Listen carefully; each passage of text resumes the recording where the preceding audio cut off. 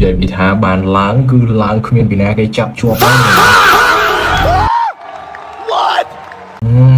đằng giờ đại account mẹ sọt monster thế lục mẹ នៅយប់ថ្ងៃទី20អានេះចូលថ្ងៃទី29នេះបងប្អូនទាំងគ្នាម៉ោង12ម៉ោង12 1នាទីអញ្ចឹងយប់រំលងអាទិត្យថ្ងៃទី28ចូលថ្ងៃទី29ខែ5ឆ្នាំ2026នេះគឺបងប្អូនឃើញហើយ3 4 5បកគោលនេះគឺសឹងថា Q សិតហ្មងក្រហមតែបកគោលនេះមិនតិចមួយទេក្